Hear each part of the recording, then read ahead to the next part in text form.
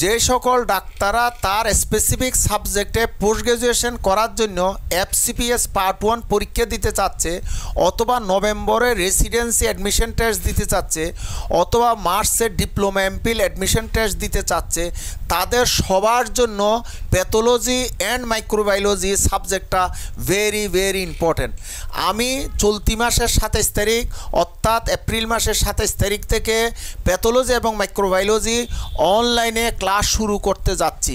এই ব্যাপারে গত সপ্তাহের ভিডিওতে অনলাইন ক্লাসের ব্যাপারে আমি বিস্তারিত আলাপ করছি। আমাকে পরবর্তীতে অনেকে প্রশ্ন করছে, যখন আমরা ক্লাস শুরু করব প্যাথোলজি এবং মাইক্রোবায়োলজি আমাদের কি কি বই কিনতে হবে, কি কি ম্যাটেরিয়ালস আমাদের লাগবে। উত্তর হচ্ছে, প্যাথোলজি এবং মাইক্রোবায়োলজির জন্য আপাতত কাউকে কোনো বইপত্র কিনতে হবে না।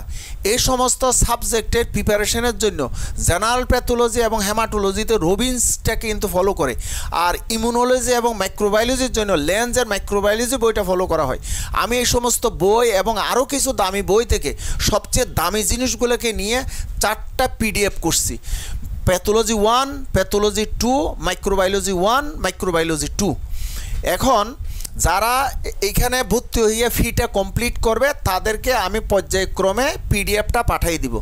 এখন পিডিএফটা পাওয়ার পরে সেইটা কিন্তু সবাই হার্ড কপি করতে হবে। তো হার্ড কপি করার সময় এখানে কিন্তু এক পাশে কিন্তু প্রিন্ট করবে আর এক পাশে সাদা জায়গা রাখবে, কারণ এই সাদা জায়গাতে আমাদের বেশ কিছু দরকারি নোট করতে হবে। আর এই হার্ড কপিটা অবশ্যই স্পাইরাল বাইন্ডিং হইতে হবে এবং এটা কমপ্লিট করে আমরা ক্লাস করা শুরু করব।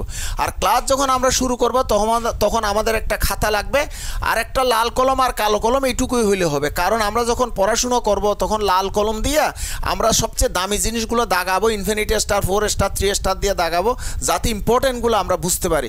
পরীক্ষার আগে এতগুলো পড়া তো একসঙ্গে পড়ে যাওয়া সম্ভব না, সেই জন্য ইম্পর্টেন্টগুলো যদি আগের থেকে আমরা ইন্ডিকেট করি তাহলে আমাদের পরীক্ষার প্রিপারেশনতে সবচেয়ে বেশি সুবিধা হবে।